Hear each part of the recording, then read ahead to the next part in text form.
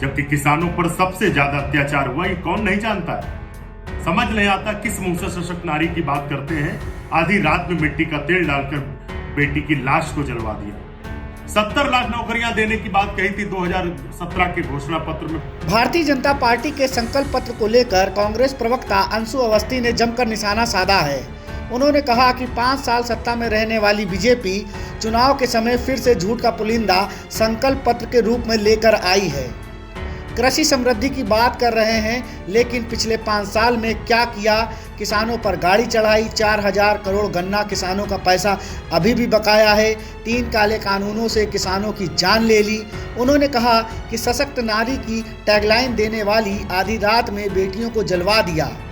सबसे ज़्यादा महिला अपराध उत्तर प्रदेश में हुए और सुगम शिक्षा की बात करने वाली बीजेपी यह भूल जाती है कि उनके चलते उत्तर प्रदेश में सबसे ज़्यादा शिक्षकों की कमी है। नौजवान नौकरियों के लिए तड़पता रहा, लेकिन सरकार को बिल्कुल भी जन कल्याण की भावना याद नहीं आई। वहीं सक्षम युवा की बात करने वाली बीजेपी के लिए ये बेईमानी है, लेकिन युवा तो सबसे ज़्यादा पीड़ित रहा है।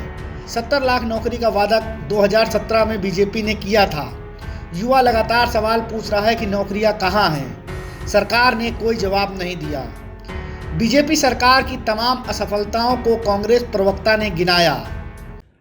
प्रदेश का जनमानस आश्चर्यचकित है कि भारतीय जनता पार्टी कितना झूठ बोलेगी। आज फिर से लाए हैं झूठ का पुलिंदा संकल्प पत्र के रूप में और समृद्ध कृषि की बात कर रहे हैं, जबकि किसानों पर सबसे ज्यादा अत्याचार हुआ ये कौन नहीं जानता है।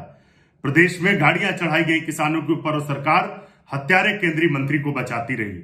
सशक्त नारी की बात करते हैं, समझ नहीं आता किस मुंह से सशक्त नारी की बात करते हैं। आधी रात में मिट्टी का तेल डालकर बेटी की लाश को जलवा दिया। सबसे ज्यादा अपराध उत्तर प्रदेश में हुए और बात करते हैं सशक्त नारी की। सुगम शिक्षा की बात करते हैं, जबकि नीति आयोग की रिपोर्ट है कि सबसे ज्यादा भाजपा सरकार में सरकारी स्कूल बंद हो गए। 1.5 लाख से ज्यादा शिक्षकों की कमी रही, लेकिन हर बार पेपर लीक होते रहे और नौजवान सिर्फ फॉर्म भरता रहा, उसको ठगने का काम किया सरकार ने। सक्षम युवा की बात करते, 70 लाख नौकरियां देने की बात कही थी 2017 के घोषणा पत्र में, प्रतिज्ञा पत्र जो इनका था, लेकिन उसमें क्या हुआ? नौजवान पूछे होता नौकरियां कहां हैं, सरकार उनको बदले में लाठी देती और जेल भेजने का काम किया।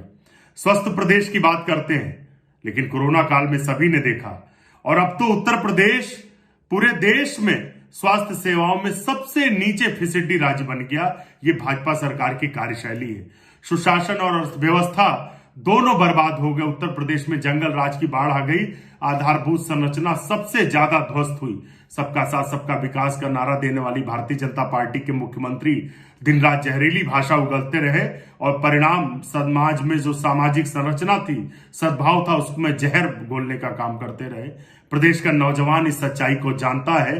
भारतीय जनता पार्टी चाहे जितना झूठ का पुलिंदा ले आए, लेकिन उत्तर प्रदेश की जनता सबक सिखाने जा रही है और झूठे लोगों को सत्ता से बाहर करने जा रही है। Bureau report, LP news.